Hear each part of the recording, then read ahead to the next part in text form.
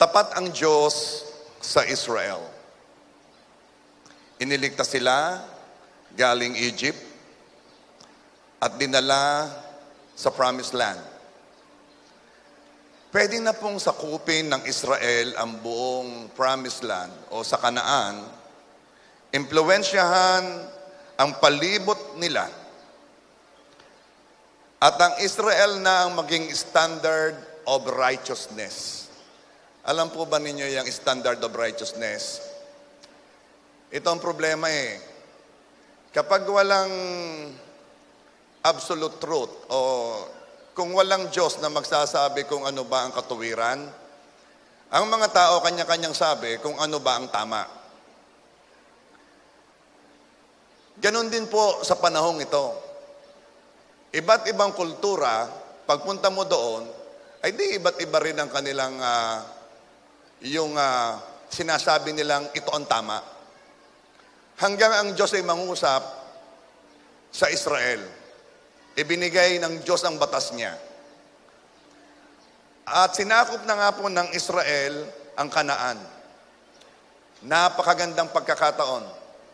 May impluwensyahan ng Israel ang palibot niya, ang katabing bansa, at masabi ang standard of righteousness ng Diyos. Maiipatupad nila ang moral standard ng Panginoon. Pero, mas pinili nilang sila'y makapareho ng mga katabing bansa. Sabi ng Diyos, Israel, hindi kayo tulad nila. Kayo'y peculiar people unto me. Kayo'y different, unique. Pero ginaya pa rin nila ang kultura ng mga paganong bansa. Sinasamba pa rin nila ang tunay na Diyos. Walang problema doon. Ang problema, isinama din nila ang mga Diyos-Diyosan ng mga lugar na pinuntahan nila. Isinama nila sa kanilang sinasamba si Baal at si Asherah ng bansang Kanaan. Ang Israelita po hindi na alipin ng mga Egyptian, pero naging alipin ng mga false gods, ng mga dinatna nila. Hanggang isang araw, merong itinayong tao ang Diyos. Ang pangalan niya, Elijah. Kindly say, Elijah. Na ginamit ng Diyos para ipakita ang kanyang awesome and unstoppable power. Ito po ang title ng i-share ko sa inyo. God's awesome and unstoppable power. At basahin ko po sa inyo yung sunod na mga verses. At least nasabi ko sa inyo yung background ng istorya. 1 Kings chapter 18 verse 17. Bago po ako magpatuloy, let's pray. Father God, again, we offer to you everything we do today. Thank you for holding everything in order, touching my tongue and touching the hearts of the people. Lord, you are welcome. This is for you. You are our audience. And I declare the victory of Jesus and the defeat of the enemy. In Jesus' name we pray. Everybody say, 1 Kings chapter 18 verse 17. Nang makita ni Ahab si Elias, meaning si Elijah, sinabi ni Ahab sa kanya, ikaw ba iyan? Ikaw na nanggugulos sa Israel? Si Ahab po, ang unang hari ng Israel na yumapos sa ugali ng mga pagano. Kasi napangasawa po ni Ahab si Jezebel. Sino ba si Jezebel? Si Jezebel po, ang kanya pong ama ay pari ni Asherah, pari ng isang false god. At hinikayat ni Jezebel si Ahab na gumawa ng mga altar para kay Baal at kay Asherah. Imagine the influence of a wife to a husband. Si Ahab na nakakakilala sa tunay na Diyos, na-influensya ng kanyang asawa. So ituloy po natin ang pangyayari, ang kaganapan dito. Verse 18. Siya'y sumagot, meaning si Elijah, hindi ako nanggugulo sa Israel kundi ikaw at ng sambahayan ng iyong ama, sapagkat iyong tinalikuran ang mga utos ng Panginoon at sumunod ka sa mga Baal. Verse 19, sabi ni Elijah, ngayon nga ay magsugo ka, tipunin mo sa akin ang buong Israel sa bundok Carmel, at 400 propeta ni Baal at ang 400 propeta ni Asherah na kumakain sa hapag ni Jezebel. Verse 20, kaya't nagsugo si Ahab sa lahat ng mga anak ni Israel at tinipo ng mga propeta sa bundok Carmel. Verse 21, si Elias ay lumapit sa buong bayan at nagsabi,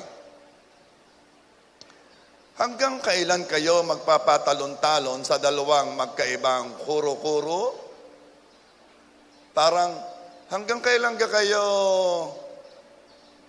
maninindigan?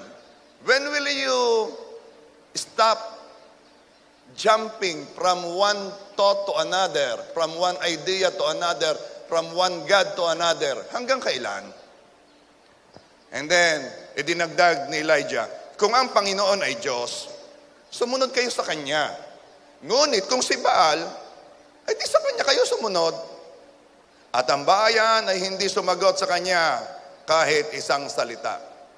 Parang sinasabi ni Elijah, abay magpasya kayo, hindi naman pwedeng dalawa sinusunod. Kung ang Diyos ang inyong Panginoon, ay di siya sundin. Alam po ninyo, this happened long time ago, pero still very relevant sa panahong ito. Marami pa rin Diyos-Diyosan ngayon. Ito ay madaling makilala. This could be the religious idols. Pwede ito yung mga rebulto na pinagdadasalan. Hindi nakakakita, hindi nakakadama. Ang iba namang Diyos-Diyosan na hindi halata. Ano to? Materialism. Ang pag-iisip na ikipaliligayahin ng mga bagay na material. People. May mga tao, ang kanilang idol ay tao. Ang iba naman ay kasikatan, fame. Ang iba naman ay power, kapangyarihan. Ang iba naman pleasure. They will do anything and everything para lumigaya, sumaya. Kung ano mang pwede magpasaya sa kanila, gagawin nila. At ito'y nagiging Diyos-Diyosan. At ang tanong ni Elias o ni Elijah, hanggang kailan kayo magpapalukso-lukso sa dalawang idea? Hanggang kailan kayo hindi maninindigan? When will you stand for the righteousness of God? Minsan po, ang Israelite sinusunod ang Diyos. Minsan hindi. Kaya sabi niya, hanggang kailan kayo magpapalukso-lukso sa dalawang kaisipan? Kung ang Panginoon ay Diyos, sumunod kayo sa Kanya. Ngunit kung si Baal, sa Kanya kayo sumunod. Sino ba talaga?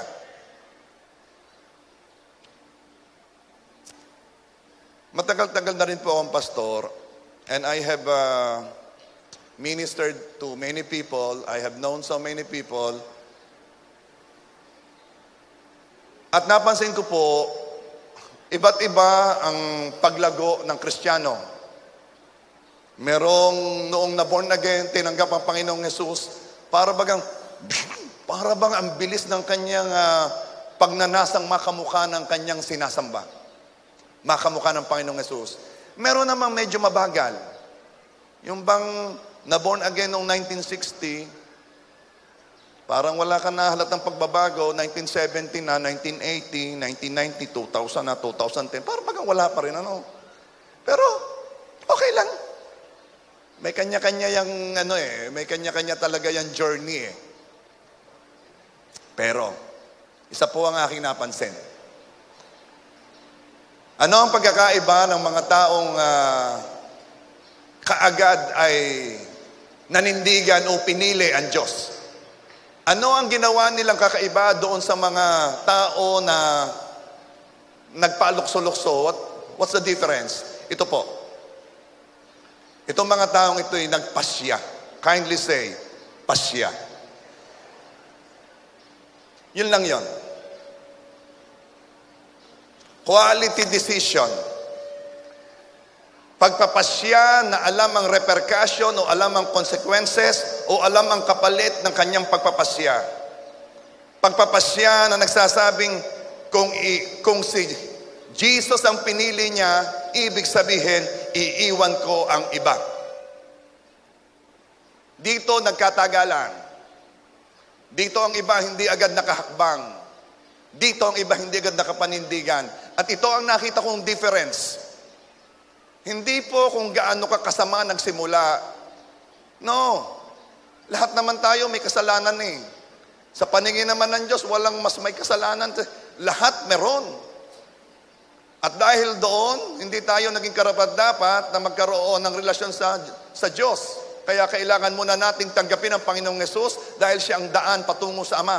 Pero pagkatanggap natin sa Panginoong Hesus, hindi lahat kaagad nagpasya. Kaya ang tanong ni Elijah, hanggang kailan kayo magpapatalon-talon sa dalawang magkaibang kuro-kuro? Kung si Jesus ang pinili mo, then iiwan mo ang iba. Iiwan mo ang bisyo. Masasamang ugali. Immoral na pamumuhay. Kami po ay nagkaroon ng Inner Healing and Deliverance Crusade kahapon.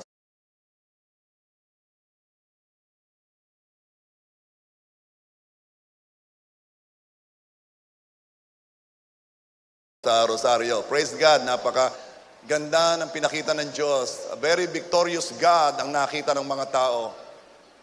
Ang daming gumaling, ang daming na-deliver. Meron po doong isa na nagsabi sa akin, i-deliver mo nga ito sa maugali, i-deliver mo nga ito. I-deliverance mo. Sabi ko, alam mo, walang tao ang madi-deliverance maliban siya'y magpasya na. Walang tao ang pwede mong palsin ng demonyo o kung ano man, kung ayaw naman niya. Di pa alisin. Gusto ko pa naman. Parini ulit demonyo. Sasayangin mo lamang ang laway. Kaya tapos sabi sa anong gagawin? Kailangan mo na siyang ma-in love kay Jesus. Kailangan mo nang may love. Kaya ako, napakatyaga ako eh. Sa biyaya ng Diyos, I never look down at anyone. Gusto ko nga mga kasama yung mga medyo pilyo eh. Gusto ko mga kasama yan. Alam ko, I've been there. Pag taga-Rosario kayo, ang kasama nyo 90% pilyo. Alam ko rin ang liko ng bituka, sabi nga they are good people. They are good people. Kaya lamang, minsan, their environment forced them to be who they are. Ang kailangan nilang maramdaman ay kung ano man sila, mahal sila ng Diyos. At kung tinanggap nilang Panginoon, ilalaban sila ng Diyos.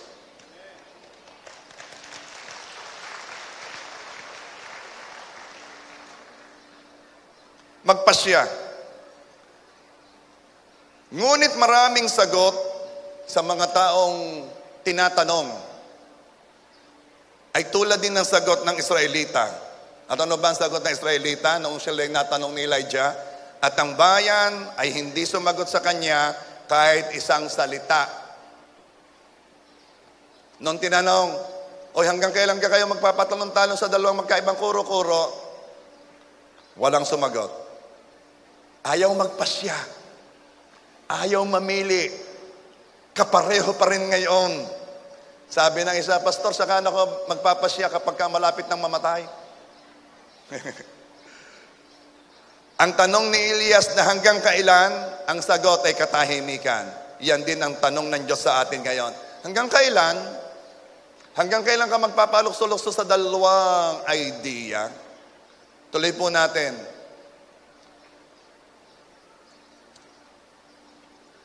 First Kings 18:22 to 24.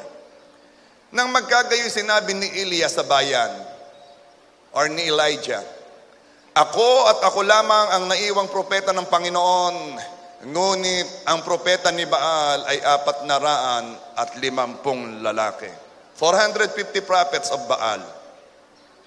Bigyan ninyo kami ng 2 baka. Pili sila para sa kanila ng 1 baka. Katayin, ilagay sa ibabaw ng kahoy at huwag lagyan ng apoy sa ilalim. Ihahanda ko naman ng 1 baka at ilalagay ko sa kahoy at hindi ko rin ito lalagyan ng apoy. Ayan o ngayon, verse 24. Mga propeta ni Baal at ni Asherah, tawagan ninyo ang pangalan ng inyong Diyos at tatawagan ko ang pangalan ng Panginoon. Ang Diyos na sumagot sa pamamagitan ng apoy ang siyang Diyos. At ang buong bayan ay sumagot, mabuti ang pagkasabi sapagkat marami pong witnesses doon.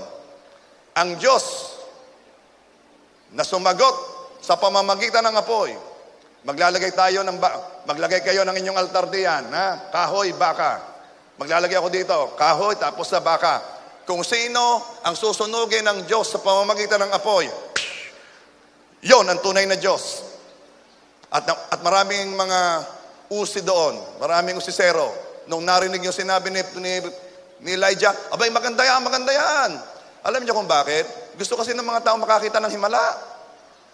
Ang sabi kasi doon ni Elijah, kung sa atin ngayong salita, He who will show the awesome and unstoppable power, siya ang Diyos. 1 Kings 18:25 and 26. Pagkatapos ay sinabi ni Elias sa mga propeta ni Baal, pumili kayo ng 1 baka para sa inyo at una ninyong ihanda, sapagkat kayo'y marami. Ito po ay 400 na propeta ni Asherah, 450 kay Baal, 850 prophets. Kayo na ang mauna. Tawagin ninyo ang pangalan ng inyong Diyos, ngunit huwag ninyong lagyan ng apoy. Hayaan ninyong yung Diyos niya tatawagin ninyo, siya ang mag-consume diyan sa inyong handog. Verse 26, kanilang kinuha ang baka na ibinigay sa kanila, kanilang inihanda, at tumawag sa pangalan ni Baal mula umaga hanggang tanghali, abay half day are, na nagsasabi, O Baal, dinggin mo kami, ngunit walang tinig at walang sumagot. At sila'y lumukso sa palibot ng kanilang ginawang dambana. Alam po ninyo, pag binabasa, para lang pero kung kayo nandoon, you will be amazed sa pangyayari. Okay. Nandito si Elijah. Hinahamon ko kayo, ha? Maglagay kayo ng kahoy. Maglalagay ako ng kahoy. Kung wala kayong makita, miski Coco Lambert, lagay nyo dyan. Kuha ng baka. Sige, ilagay sa ibabaw. Huwag ninyo sisindihan, ha? Kailangan yung Diyos ninyo ang susunog diyan sa inyong handog. Kung sino ang magpapababa ng apoy, siya ang tunay na Diyos. Sabi, sige. At ito na po ang mga propeta ni Baal at ni Asherah. 850 yun, ha? Marami yun. Ano sabi? Nagluksuhan daw. Sa palibot ng kanilang ginawang altar. Ay, nagluksuhan. Woo! Yehey! Woo! Imagine mo, iba't ibang lukso ng mga yaon. Talagang Baal, Asherah. Ay talaga, 850. Aba, baka ang alikabok doon ay nagtataasan na. Woo! Siguro doon, simula umaga hanggang tanghali. Nakakapagod yun. Ay, lumukso ka na lumukso. Woo! Parang running man nga tayo na. Teka.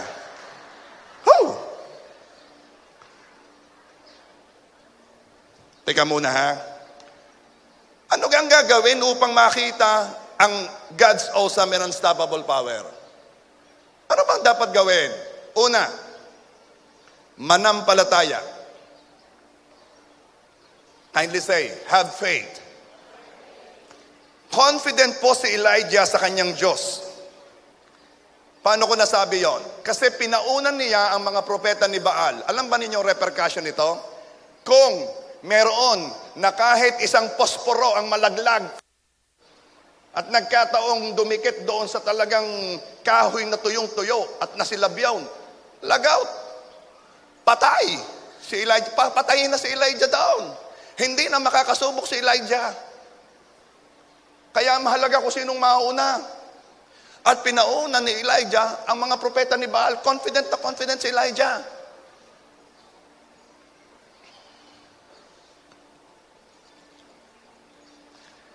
Ganito po kumilos ang nananampalataya.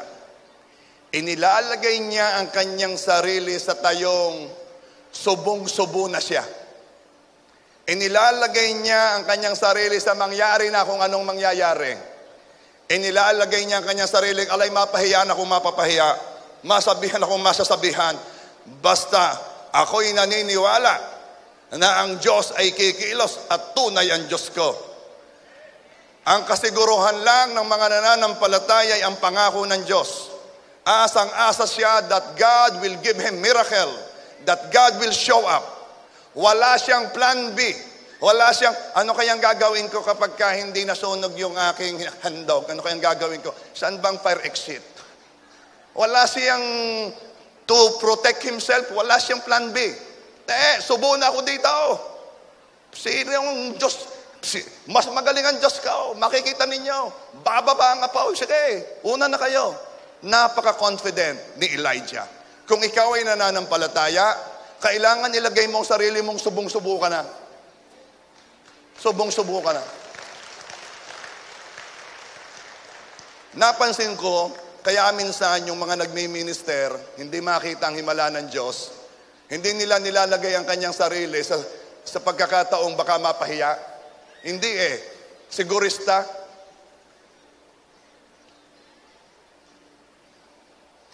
Doon sa Inner Healing and Deliverance Crusade namin kahapon, may pinag-pray akong yung may tungkod. Yan ang nangyari sa inyo. Kayo na-stroke. Hindi basta na lang nagkagana. Kailan? Matagal na ho. Ayan. Di pinag-pray ko. Pagkatapos mag-pray, inailakad. Hanggang confident. Paano pag hindi lumakad?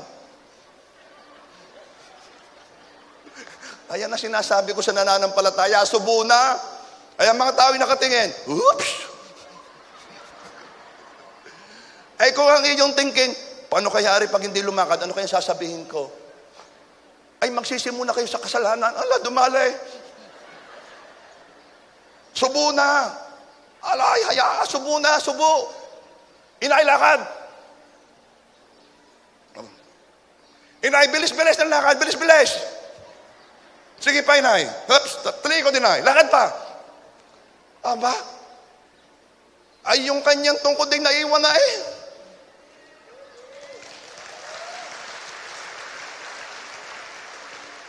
Kapag ikaw ay nag-pray, sabi kasi ng Panginoon at lahat na hawakan ng iyong kamay ay, at lahat na palasing demonyo ay, lalayas. Yun lang naman ang pangahawakan mo, wala nang iba. Ayun lang. Sabi ko, merong mga ibang narinig ako, hindi naman JA1, ay nagpapatotoo. May pinagaling daw siyang bulag.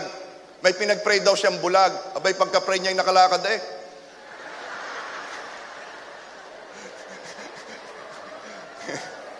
Sabi ko, alam mo, ang mga JA1 hindi nagbibiro ng ganon.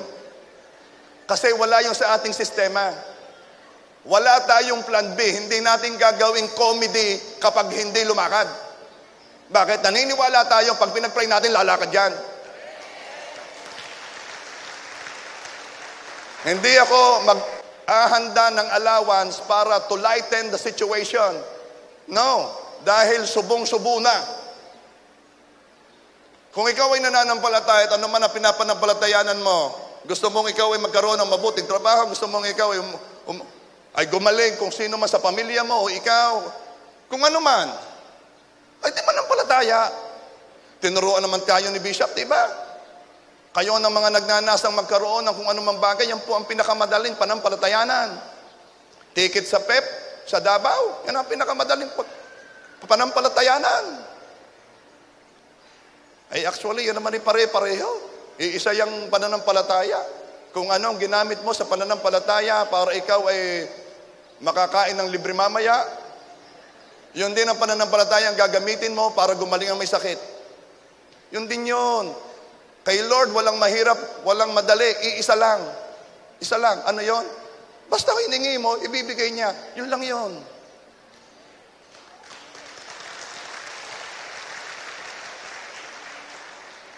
First Kings 18:27. Nang tanghaling tapat na, nilibak sila ni Elias. Ano ba yung nilibak? Ako'y taga-Rosario, malalim ng Tagalog namin doon na eh. Ay aring nilibak eh kung anong nilibak? Akala ko'y sinibak are. Parang itinont, yung niloko, yung kinantsawan. Okay, sige. O nagkakasundo na tayo. Na sinasabi, sumigaw kayo ng malakas sapagkat siya ay isang Diyos. Baka siya'y nagmumuni-muni. Baka nananabi. O nasa paglalakbay. O baka siya'y natutulog. Kailangang gisingin. Alam ba ninyong ginagawa dito ni Elijah? Ay nakakainis kapag member ka doon sa 850 prophets. Maiinis ka bakit?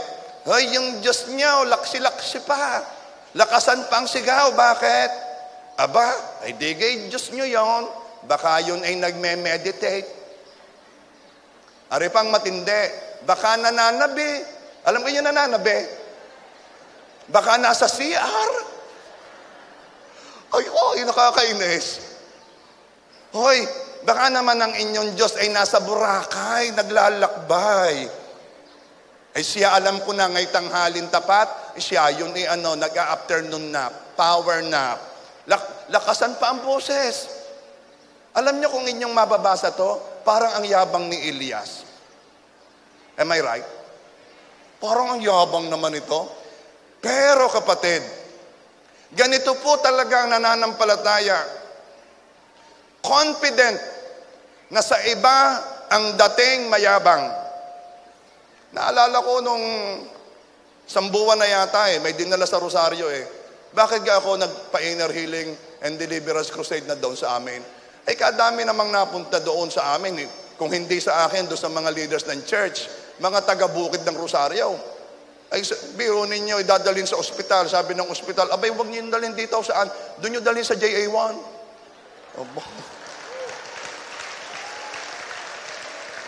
Ay, ang problema, nadating naman ng mga alas 11 ng gabi, alas 12. Ay, alam na ninyong ibig kong sabihin, Yung nakatap, Pastor, may demonyo.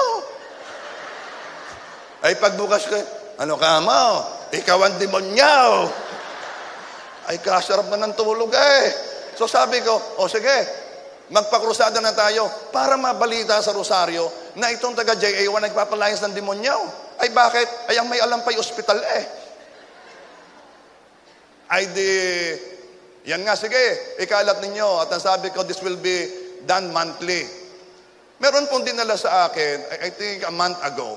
Nung aking ipinagpe-pray, ang sabi, ito daw, batang ito, ay nag-outing at naligo sa Alupay, isang baryo sa Rosario.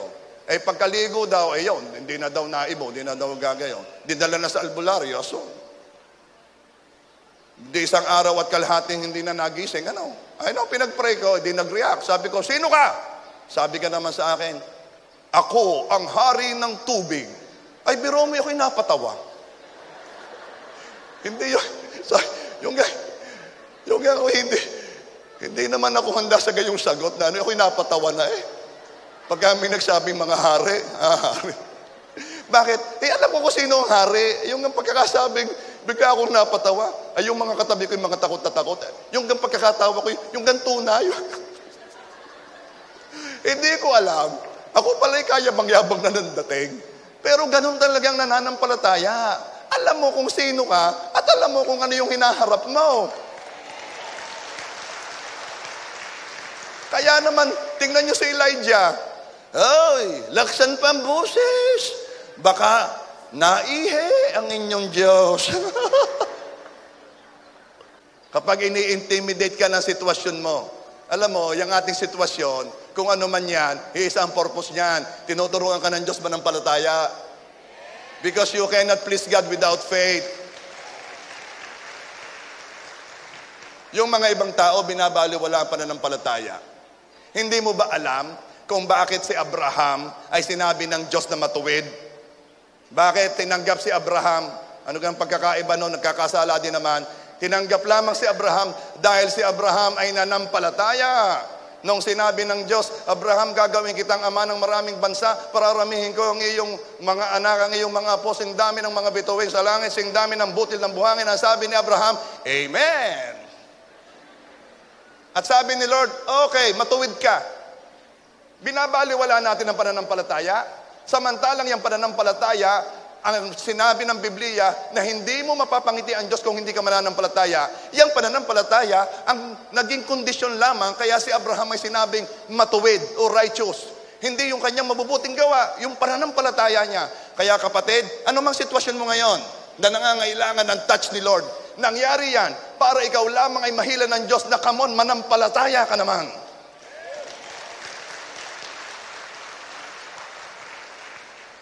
At kung ini-intimidate ka ng mga sitwasyon mo, sabi na sitwasyon mo, hindi mo kaya yan, hindi mo kaya yan. Anong gagawin mo? Aba, alam mo kasabihan daw yung mga Batanggenyaw, kapag may dumating na bisita, tunay na bubuksan lahat, ipaghahanda ang bisita. Miski yan ay hindi nagpasabit, dumating diyan. Aba, narinig si kumpare, buksan ang bintana. Wala nang mabuksan na buksan, sige. Tayo daw mga Batanggenyaw, kapag nagbaysanan, ay nako, naglalabasan ang mga pirang kinuha sa alkansiya. Lalo na't magsasabitan, yung pahaba ng gayaw. Aba, ay sa gagaling naman ng iba, nagpapalit ng tigba 20, di kahaba-haba nga naman. Ay ibig ko sabihin, ay tayo ay medyo, ang dating natin ay mayabang. Pero alam mo kung bakit? Yun ay depende sa tingin mo Pero ito ang tingin ko Ang tingin ko ito, hindi tayo nagpapa-intimidate. Kalaki ng gagasusin. Hindi tayo nagpapa-intimidate sa gastos. Kaya hindi mo halata yung sa pestahan, hindi mo halata na lahat ng handa ay utang.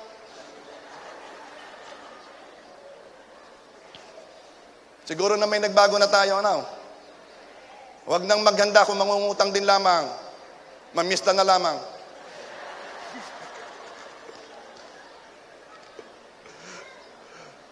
Pag ini-intimidate ka na sitwasyon mo, hindi mo kaya yan.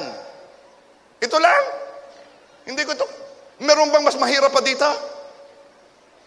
Di mo afford yan. Anong hindi afford? Meron bang mas mahal pa? Pag ini-intimidate ka na sitwasyon mo, hindi mo mapapag-aral ang mga anak mo. Mag-i-scholar pa nga ako ng kapitbahay. Hindi mo mababayadan niya sa sakyang binili mo. Dadagdagan ko pa nga. Kami nagpapagawa doon sa Rosario ng church. Alam naman nyo yun, Kakoy nagpapagawa kami sa Rosario ng church. Parang hindi nyo alam Lord, makaramdam po sila. Inaalis ko ang mga pusong matitigas.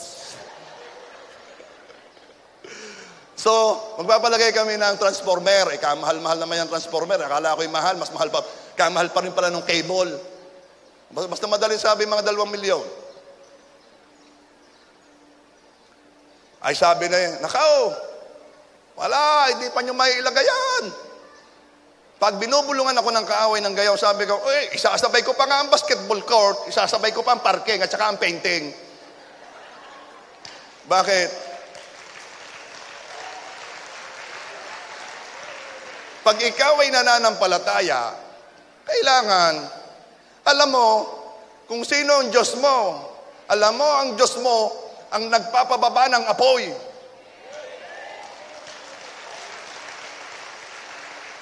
Kung ang Diyos mo ay kaya magpababa ng apoy, kaya rin niyang magpababa ng transformer. Kaya kung kumilos ka, akala mo mayabang, pero hindi nananampalataya ka. Ayaw mo magpa-intimidate sa kakulangan. Ayaw mo magpa-intimidate sa mga hindi kaya. Ang aking anak ay di nagme-medicine. Pareho yung dalawa. Kamahal na yan. Sabi ko, hindi, naghahanap pa nga ako ng mas mahal na school. Mura yung aking napagpa-enrollan, mura.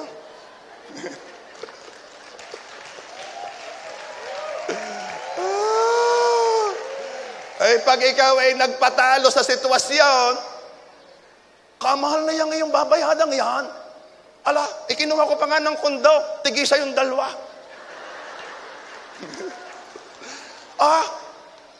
Ayang day makakatapos. Anong makakatapos? Pagkatapos ng dalawang yan, ang sunod kong pag-aaralin, si Pastora, medicine din. Alam mo, ano bang ibig sabihin? Huwag mong lagyan ng puwang ang takot.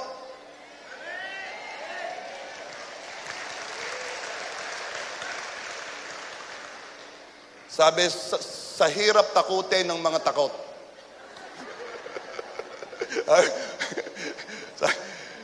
Alam mo yung 850 na nag-iikot doon sa ano?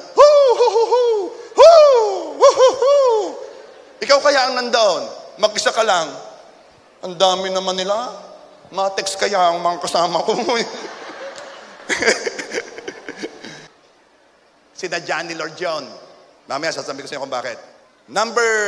Letter B. Di ba yung letter A ay have faith, manampalataya? Letter B. Understand na napakahina ng pinakamalakas na kalaban. Understand. Makikigayon lang ako pag ako'y lampasan ng oras. Napakadami kong adlib. Ay, check ito yan. 1 Kings 18:28-29. At sila'y nagsisigaw ng malakas. At sila'y naghiwa sa kanilang sarili ng tabak at mga patalim ayon sa kanilang kaugalian hanggang sa bumulwak ang dugo sa kanila. Matindi itong mga propetang ito. Naghahanap nga po pala ng members ng mga propeta ni Baal at ni Asherah. Simple lang naman, magpapabulwak kayo ng dugo. Kahit pitang word, bulwak kayo, bulwak. 29. Nang makaraan ng tanghaling tapat, sila'y nagngangawa hanggang sa oras ng paghahandog ng alay sa hapon.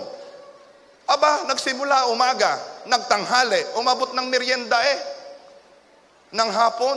Ngunit wala kahit tinig. Walang sumasagot, walang nakikinig. Sige, ito ang pangyayari. Baal, Asherah, nag-orasyon. Ginoo Maria, pupunuhan grasya. Pagkatapos, nag-ritual pa. At nung walang sumasagot, ginawa na nila ang ultimate. Naglabas na sila ng anong nilabas nila? Tabak? Hindi. Tagapatanggas nga. Balisong. Nagpabulwak ng dugo.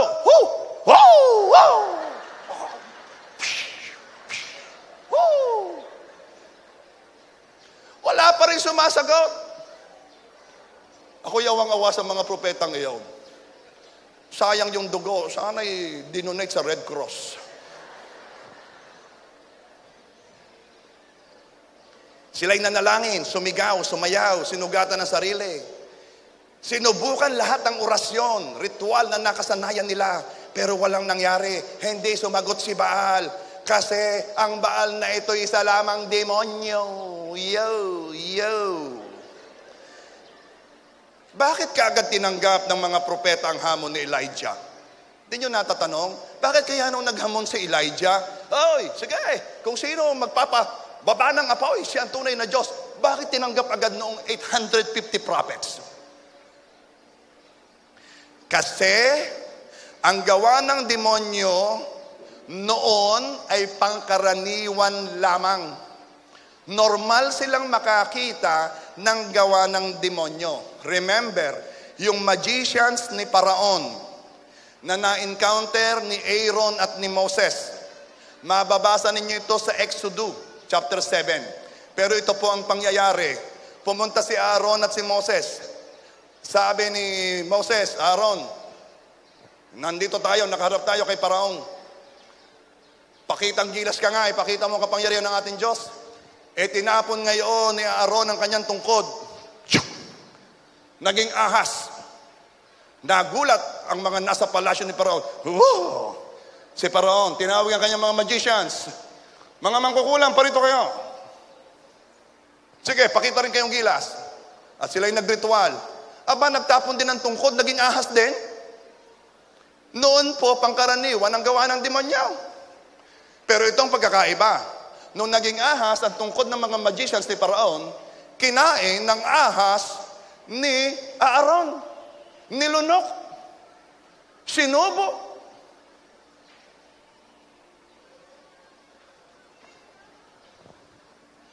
Sanay silang makakita ng kilos ng demonyo. Kaya nag-e-expect ang mga propeta ni Baal at ni Asherah na si Baal ay magpapakitang gilas at patutunayan ang kanyang sarili. Pero sa oras na yon, walang maipakita ang demonyo. Bakit po? Ano mang ginagawa ni Satan, pinayagan lang ng Diyos yon. Kung may ginagawa ang kaaway na akala mo'y napakamakapangyarihan, kung meron kang problema na para bagang napakalaki ng dating sa iyo, tulad ng kakulangan, kahinaan, walang trabaho, di makapag-aral, financial problem, sakit karamdaman, di pa gumagaling ang sakit, magugulong relasyon. Huwag mong ikwento sa iba as if napakalaki noon. Bakit? Masyadong sumisikat yung mga gawa ng kaaway, gayong pinayagan lang ng Diyos yan. Hindi yan makakakilos ng Kanya, yung problemang yan, hindi yan makakakilos sa buhay mo ng Kanya lang, na siya lang ang nag-decide. Kailangang merong magbigay dyan ng pahintulot. Katulad ni Satan sa panahon ni Job, na nagpaalam pa sa Panginoon, na bibigyan niya ng pagsubok si Job. Katulad yan ng mga ahas ng magician ni Paraon. Pinahintulutan lamang yun ng Diyos na makapag-magic din sila. Bakit? Para kainin ng ahas ni Aaron. Pinahintulutan lahat yung mga problemang yan sa buhay ninyo para kainin ng awesome and unstoppable power ng Diyos. Dahil nais ipakita ng Diyos kung gaano kahina ng pinakamalakas mong kalaban. Sige, bring it on. Sige, ilabas mo na diyan ang pinakamalakas mong UFC Mixed Martial Arts Fighter. Yung pinakamatindi na. Gustong ipakita ng Diyos na napakahina ng pinakamalakas mong kalaban. Kaya kung tumitindi na ang labanan sa buhay mo, ibig sabihin niyan, malapit nang mag-display si God ng kanyang awesome and unstoppable power. Pastor, wala pang solusyon. Alay, mahina pa. Ano nung mahina? Yung kalaban. Gustong ipakita ng Diyos na mahihina yung pinakamalakas mong kalaban. Kaya wag mong ikwento, ay naku, gana rin problema ko, gana rin problema. Kapag sunod-sunod ang pagsubok, kapag sitwasyon mo ay mahirap nang ibawi, mahirap nang ipanalo, kapag walang pwedeng panggalingan ang iyong hinihingi sa Panginoon, kapag parang imposible na, this is the perfect condition para ipakita ni Lord ang kanyang awesome and unstoppable power. Bakit kaya walang sumasagot noong ang mga propeta ni Baal at ni Asherah ay nagsisisigaw? Bakit walang sumasagot? Kasi po, wala namang labanan. Demonyo lang po ang nag-iilusyon na may labanan. Hindi issue sa Diyos ang demonyo. Bakit? Nilalang lang yan ng Diyos. Wala pong yin-yang. Alam ba yung yin-yang? Yun po ay, it is Eastern belief na there is two opposite forces na naglalaban kaya merong balanse. Ang tawag doon ay dualism. O ito, parang ganito. Ano ang kabaliktaran ng puti? Ano ang kabaliktaran ng dilim? Ano ang kabaliktaran ng masama? Ano ang kabaliktaran ng Diyos?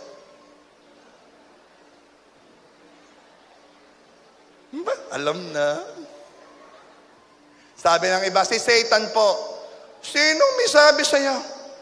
Walang kapantay ang Diyos. Wala siyang opposite. Si Satan, maaaring ang kabaliktaran niya, si Michael Archangel. Pareho silang arkanghel. Pero ang Diyos, walang kapantay. He is way, way above everything else. Maraming nag-iilusyon nakikipaglaban sa Diyos. Napapatawa lamang ang Diyos. Walang pwedeng makipaglaban sa Diyos. Because all of these are just creation of God.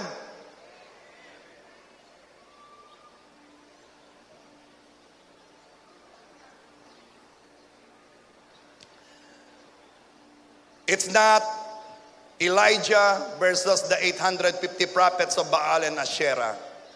It is not God versus Baal and Asherah. Walang kamatch ang Diyos. Kapag ang laban ay sa Diyos, walang labanan. Walang versus. You know, kung ano ang ipinapakita sa inyo ng pangyayaring ito, gusto lamang ipakita ng Diyos sa iyo kung gano'n siya kapangyarihan. At mamaya gusto niya iparamdam sa iyo na yung kapangyarihan iyon ay nakatira sa puso mo.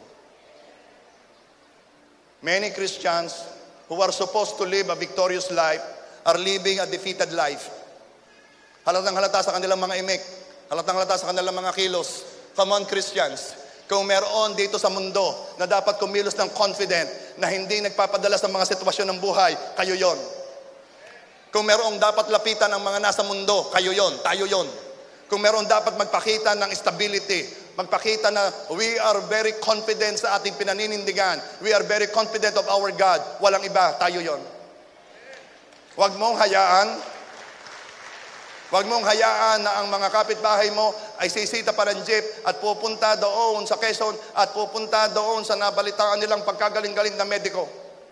Hayaan ninyo na mabalita, ikaw ang mediko sa barangay ninyo. Totoo po yon. Sa Rosario, ipagtanong na lamang po ninyo ako. Sabihin ninyo, nasa si mediko ito. Isang tricycle daw po nung isang gabi, hinahanap ako, isang tricycle. Hinahanap yung mediko. Anong pangalan? Ito. Sabi ko, dagdagan mo naman ng Reverend Medico. Letter C. Repair the altar of the Lord. 1 Kings 16:30 to 32. Pagkatapos ay sinabi ni Elias sa buong bayan, lumapit kayo sa akin. At ang buong bayan ay lumapit sa kanya, kanyang inayos ang bumagsak na dambana ng Panginoon. Kumuha si Elias ng 12 bato ayon sa bilang ng mga lipi ng mga anak ni Jacob, na sa kanya ay dumating ang salita ng Panginoon na sinasabi, Israel ang magiging pangalan mo. Sa pamamagitan ng mga bato ay nagtayo siya ng dambana sa pangalan ng Panginoon at kanyang nilagyan ng hukay ang palibot ng dambana ng ilalim ay masisidla ng 2 takal na binhi. Okay, ito na po ang istorya. Bumalik na po si Elias sa basic. Inayos muna ni Elias ang altar ng Diyos. Patatlong gagawin mo. Mananampalataya, isipin mo na ang pinakamalakas mong sitwasyon ay walang magagawa sa lakas ng Diyos. At patatlo, ayusin mo muna ang altar sa puso mo. Inayos po muna ni Elijah yung altar ng Diyos. Ayusin din natin ang mga bumagsak sa ating buhay. Iayos natin ang nasirang altar ng Diyos sa puso natin. sa pamamagitan ng pagsisisi at paglapit sa Panginoon. Ito po ang malimit kong sabihin Everybody is welcome. Mahal na mahal ng Diyos ang mga tao. Mas pinipili ng Diyos kung gaano ka kakasalanan, mas mahal ka pa nga ng Diyos Hahabulin ka, hahanapin ka Kaya dahil namatay siya para sa ating makasalanan. Tayo yon. Alam niyo yung istorya, ito yung naikwento ko na sa inyo. Ako ay na-born again when I was in college. Pero there was a time na talaga ako'y lumayo sa Panginoon. Bakit? Ang aking environment talaga push me to really seek for something else. Hinanap ko kung alin yung masaya, yung nakikita ko, mga nagtatawanan, masaya, doon ako nagpunta, try this, try that. Lumayo ako sa Diyos. Alam nyo kung ano nangyari? Hindi naman ako makalayo Ang tagal-tagal, siguro may 15 taon Hindi naman ako makalayo, wala naman akong puntahan na wala ang Diyos. Kahit pumunta ako sa loob ng bar, nandun ang Diyos Kahit pumunta ako sa mga lugar ng mga nandun ang Diyos Walang lugar na ako'y makakapagtago sa Panginoon. Alam niyo kung bakit? Kaya, i-encourage ko kayo Huwag na kayong lumayo, huwag na kayong tumakbo. Ayusin mo na ang altar ng puso mo. Gawin mo ng conducive para ang Panginoon ay makatira doon. Bakit kaya ganon? Kasi nung tinanggap mo ang Panginoong Yesus bilang iyong Diyos, Panginoon at tagapagligtas, pumasok ka sa isang kasunduan. You entered a covenant. Ano po yung covenant? Okay, ito mas maunawaan niyo ito. I think 2 linggo na nakakaraan ako ay nagkasal sa Lucena. Sila po ay it's a 50-year wedding anniversary. Golden. Pag ako po ay nagkakasal ng ganyan, hindi ako makapagpayo. Ano ka naman ang may payo ko? Ilang taon lang naman kaming kasal. Ang aking i-renew ng bago 50 years ng kasal. Ay dapat sila magpayo sa akin. Kaya sabi ko, you know what? This is a symbol of hope na pwede pa na tayo ay maging mag-celebrate ng 50 wedding anniversary. At sabi ko, bakit noon na ang nagkakasundo sa mag-aasawa ang magulang? Para bang ganito, anak, parinig ka nga. Anong ginagawa mo? Naglalaro po ng Jolene. Parinig ka. Bakit po? Ipapakilala ko sa mapapangasawa mo. Oh! Ay, bata pa Bata pa, may kasundo ng magulang. Aba, ay tingnan po ninyo ang history noon. Ilan-ilan ang naghihiwalay. Ay, ayos Ayos. Nasaan yung love? Nasaan yung ating pinagmamalaki ngayong the love and romance? Wala sila pa ang successful. Sila pa yung nanatili hanggang 50th wedding anniversary. Why? Bakit? Kasi nung una, alam ng taong ibig sabihin ng covenant. Alam ng taong ibig sabihin ng nakipagkasundo. Alam ng taong ibig sabihin ng nagpasya. Alam ng taong ibig sabihin ng I entered into a decision.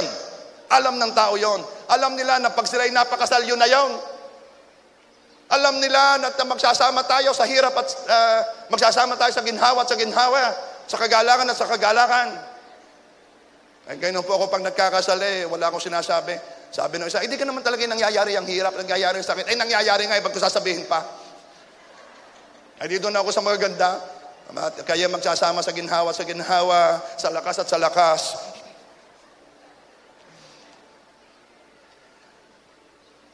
Ito po Why is it na kahit lumayo ka sa Panginoon, hindi ka makakalayo? Kasi noong tinanggap mo ang Panginoong Yesus, you entered a covenant with God. Ang problema ay ito. Hindi pala problema, ang masaya ito. Kung ikaw, hindi mo alam ang pinasok mo, alam ng Diyos ang pinasok niya. Alam ng Diyos na nung siya'y nakipagkasundo, yay hanggang dulo. Para yan si Captain America, nung sinabi niya kay Winter Soldier, naku, hindi pala kayo nanonood na sine. Huwag kayong gagaya sa akin, I will be with you till the end of the line. Sabi ng Diyos, nung nakipagkasundo sa iyo, Nung sinabi mo, Panginoon, at nung sinabi mo, ipayak-iyak ka pa, Panginoon, ikaw ang aking Diyos, Panginoon at tagapagligtas. Sabi naman ng Panginoon, okay, kasundo, deal. At ikaw ay medyo nakakita uli ng mga dati mong buhay. Yan na naman. Ang Panginoon, nung pumasok sa kasunduan sa iyo, desidido siya. Ang aking anak, napapalayo sa akin. Oops. I'll be there. I'll be there. Just call my name and I'll be there.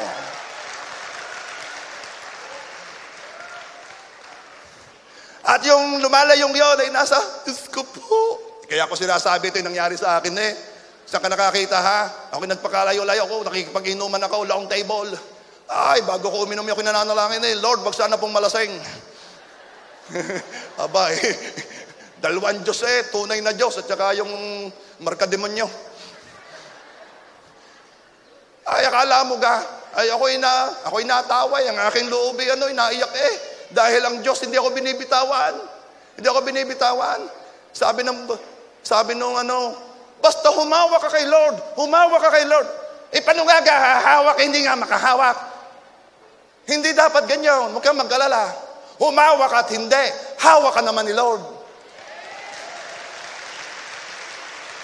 Akala mo ba malayo ka? Akala mo ba makakalayo ka? Walang lalim ng kasalanan na pwede mong puntahan na hindi ka maaabot ni Lord. Ito po ha, hindi kasi ino-honor ng iba yung covenant eh. Hindi alam nila kung anong ibig sabihin ng covenant. Nung unang panahon, kapag nakipagkasunduan ka, ito po ang ibig sabihin. Hahati po sila ng baka. Hahati ng baka. Sa gitna. Yung paghahatiin yung dalawang hati, palalakarin ka doon. Nakipagkasunduan ka ha, palalakarin ka doon. Ang sasabihin mo, kapag sinuway ko ang kasunduan, mangyari nawa sa akin ang nangyari sa bakang ito.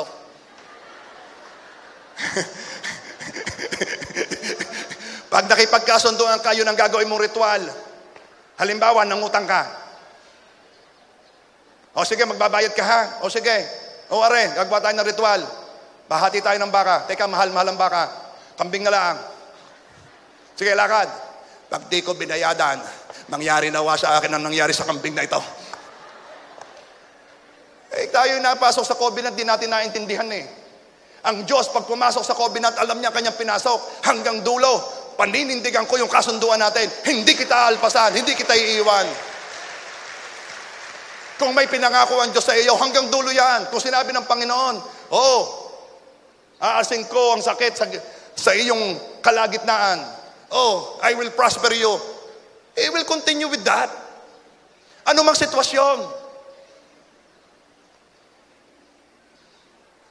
Are you there?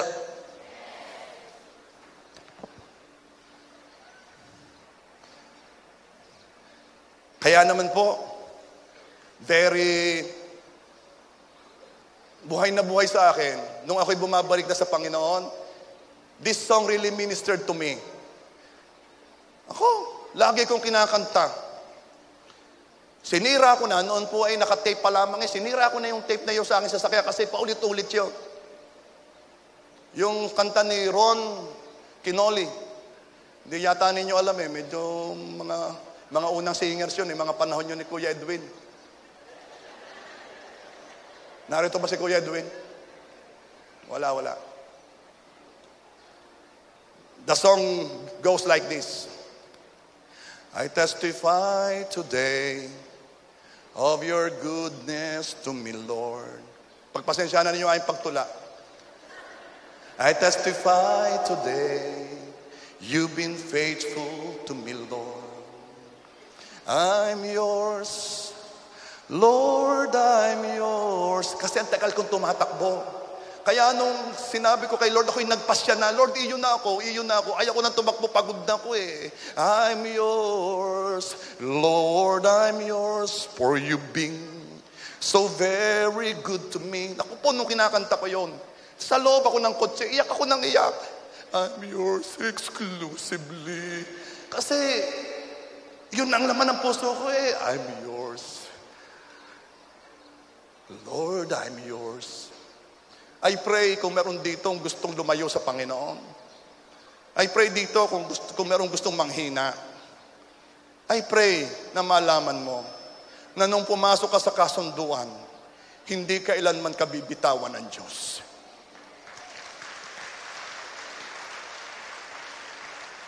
So repair the altar. Ayusin na, ayos na. Ilang taon na naman tayo? Ayos na. Dadating ang time, maharap na tayo sa Diyos eh. Na hindi nga natin alam ang panahong yun eh. Ayusin na natin. Ano ka namang ikli naman ng buhay dito sa mundo? Magaling ka kung gawin maka 100, bibigyan ka ni ex-president ng ano. Hindi kayo may binibigay pag nakakabot yata ng 100 years old na.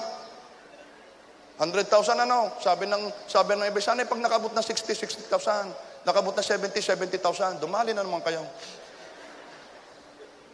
Napakaigli naman ang buhay dito. Ikukumpara mo naman sa susunod na buhay, walang hanggan yun. Kung madalino kang tao, hindi mo isusugal yun. Talaga magpapasya ka na, Lord, I'm yours. Lord, I'm yours. I'm yours. Lord, I'm yours. Yun lang. Paikot-ikot lang doon. Sa Tagalog, Panginoon, iyo ako. Lord, iyo ako. Alam mo si Lord, longing for relationship. Longing for the love of His children. Oh, I pray na mag-decide na tayong ayusin na natin ang altar sa puso natin. Hayaan na naman natin maging conducive para ang Panginoon ay tumigil doon. We know that we are the temple of the Holy Spirit. Alam natin yun eh. Ang tanong, masaya ba si Holy Spirit sa puso mo? O ang sabi ni Holy Spirit doon, ano ba naman dito, ang agiw. O talagang si Holy Spirit pagpunta doon sa puso mo, wow, relax ako dito. Ayusin na natin ang altar, katulad ni Elijah, inayos ang altar. 1 Kings 18:38. Nang magkagayon ng apoy ng Panginoon ay bumagsak. Basahin ko muna sa inyong ginawa ni Elijah. Bago bumagsak, alam nyo na bumagsak eh, yung apoy. Pero ito munang ginawa niya eh. Kanya muna pong pinabasa ang baka at ang kahoy. Noong siya na. Kasi nag-give up na itong mga propeta eh. Sabi niya, sige. Verse 33-35. Kanyang inayos ang kahoy, kinatay ang baka, ipinatong sa kahoy at kanyang sinabi, punuin ninyo ang 4 na tapayan ng tubig, ibuhos ninyo sa handog na sinusunog at sa kahoy. Binasa ang baka, binasa ang kokolamber.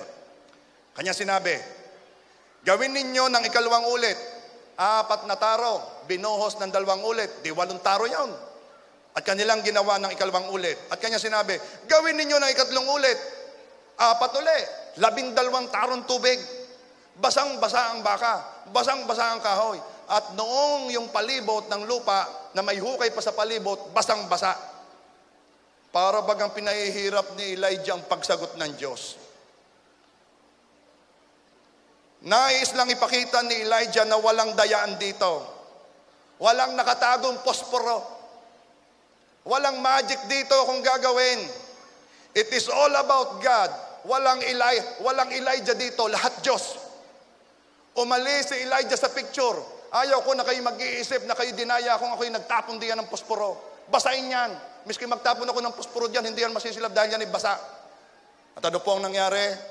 Verse 36-37, sa oras ng paghahandog ng alay sa hapon, si Elias na propeta ay lumapit at nagsabi, O Panginoon Diyos ni Abraham, ni Isaac at ni Israel, ipakilala mo sa araw na ito na ikaw ay Diyos sa Israel at ako'y iyong lingkod at aking ginawa ang lahat ng bagay na ito sa iyong pag-uutos. Sagutin mo ako, O Panginoon. Sagutin mo ako upang malaman ng bayang ito na ikaw ay Panginoon, ay Diyos at iyong ipanumbalik ang kanilang mga puso. Nanalangin si Elijah. And God displayed His awesome and unstoppable power. 1 Kings 18:38. Nang magkagayon, ang apoy ng Panginoon ay bumagsak at tinupok ang handog na sinusunog, ang kahoy, ang mga bato, pati po bato, nasunog. Ang alabok, pati alabok, nasunog. Pati tubig, dinilaan ng apoy ang tubig na nasa hukay. Pati tubig, nasunog. Church, nung bumaba ang apoy, nagpakita si Lord ng awesome and unstoppable power. Nagpakita ang Diyos ng himala. Sunog, pati baka, kahoy, alikabok, lupa, tubig, sunog. Lahat ng pwedeng hindi masunog, sinunog. Nung bumaba ang apoy, sunog ang sakit, sunog ang kahirapan, sunog yung mga relasyong may mga problemang yan, sunog yung mga bagay na akala mo'y hindi masusunog, sunog yung mga hindi walang trabahong yan, sunog yung mga kulang sa perang yan, sunog yung mga kung ano-anong mga problema, sunog yan. Anumang problema, anumang kaimposible, sunog yan. Pagbaba ng apoy. Oh Christians, we are people of faith. Kaya ang Diyos ay nalulugod sa atin dahil tayo nananampalataya. Siya ay nangako, tapos na yon. Siya ay nangako, okay na yon. Pwede na nating panghawakan, pwede nang ilaban sa bataan. Panghahawakan lang natin ang kanyang salita. At alam ba ninyo kung anong resulta nito? Napakaganda. Nung panahong yun po ay tagtuyot. Nung panahong yun ay El Nino. Napakahabang taon, walang ulan sa lugar ni na Elijah. Ano po ang nangyari matapos magpakita ang Diyos ng himala? Ito po ang nangyari. Makikita po natin sa 1 Kings 18:39 and 41. Nang makita yon ng buong bayan, sila'y nagpatira pa at kanyang sinabi, ang Panginoon ang siyang Diyos. Ang Panginoon ang siyang Diyos. Nagkaroon ng revival. At ano pa ang nangyari? Verse 41. Sinabi ni Elias kay Ahab, umahon ka, kumain ka, at uminom, sapagkat may hugong ng rumaragasang ulan.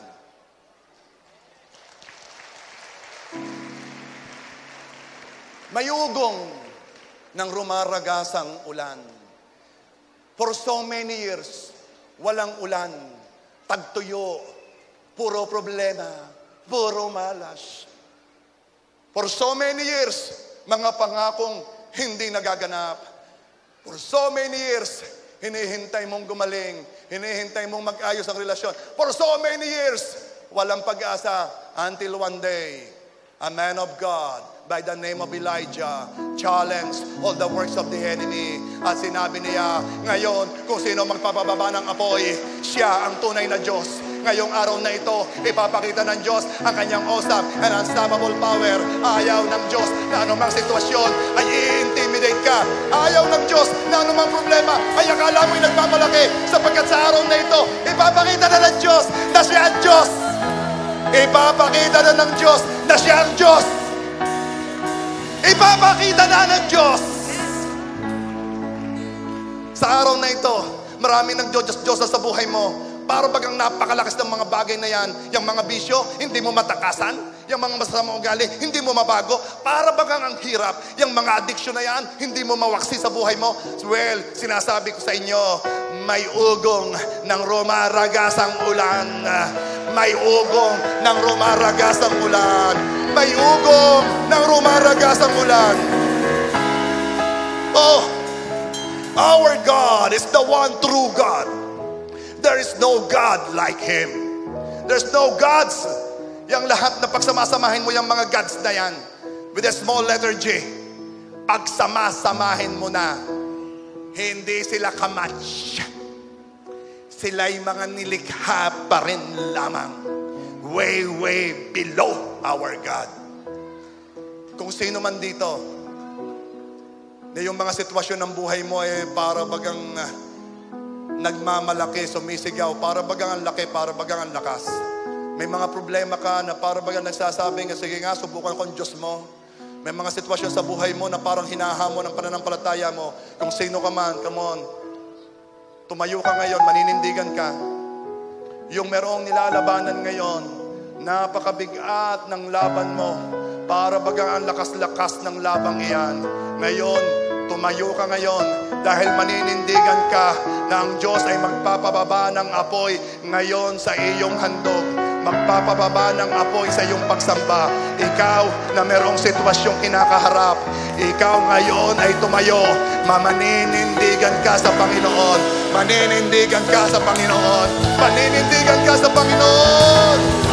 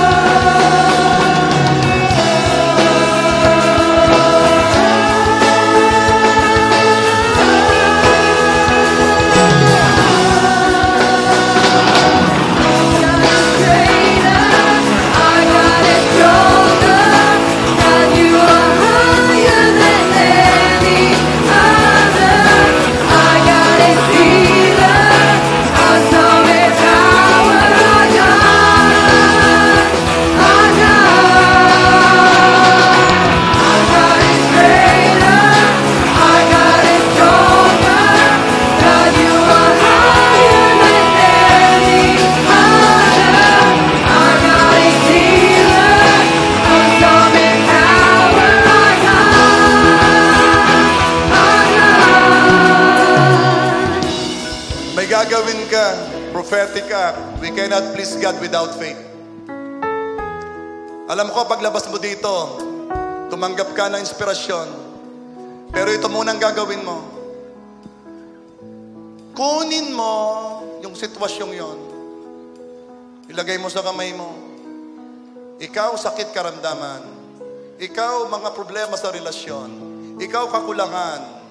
Ikaw, bisyo, kasalanan, lahat na sumisigaw sa iyo na para bagang napakalakas niya, gusto kang igupo, gustong sabihin sa iyo na mahina ang Diyos mo. Ngayon, hawakan mo siya sa iyong mga kamay. Come on, hawakan mo.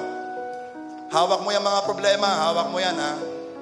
Malimit sabihin sa iyo, ibigay mo sa Panginoon.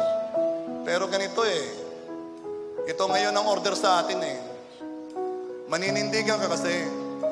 Gustong sabihin sa iyo ng Diyos, akala mo lang malaki yan. Akala mo lang mahirap yan. Dinadala mo, napakabigat. Pero sa totoo, pipitsugin yan. Maliit yan. Chicken feed yan. Hindi ka pwedeng panghinain yan. Nilikha din lamang yan for a purpose. At itong gagawin mo sa Kanya, sabihin mo, ikaw na nanggugulat, nananakot, nagpapahina. Ikaw, na kumikilos na akala mo'y Diyos, ibinabagsak kita sa lupa. Bagsak mo. Ibagsak mo, ibagsak mo. Inaapakan kita. Now!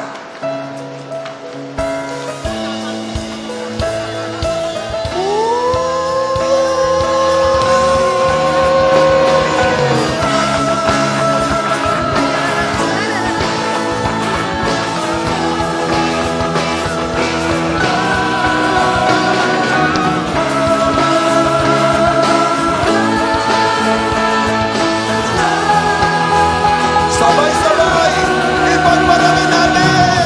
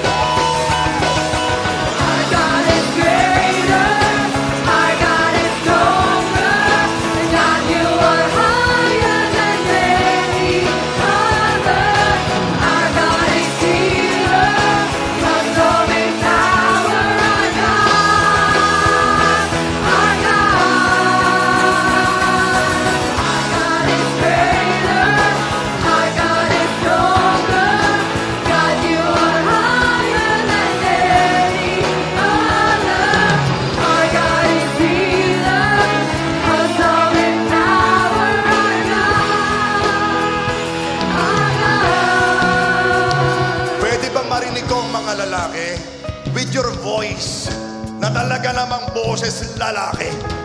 Yung bang nagsasabi ng ako'y lalaki. Pero inaamin ko, ang Diyos ko, ang tunay na lalaki. He is greater, He is stronger. Kaya ang mga lalaki, pwede ba ipagmalaki natin? 1, 2, 3. Sandali, hindi ko nakuha ang pitch. Bigyan nyo kami. Our God is greater, our God is stronger. God, you are higher than any other. Our God is healer, awesome in power, our God. We can do better than that, guys. We can do better. Greater, Our God is stronger, God, you are higher than any other. our God is healer. Awesome in power, our God. Our God. Mga babae ng Diyos, come on. Our God is greater, our God is stronger. God, you are higher than any other. Our God is healer, awesome in power. Our God, our God. Everybody! Our God is greater, our God is stronger. God, you are higher than any other. Our God is healer, awesome in power. Our God,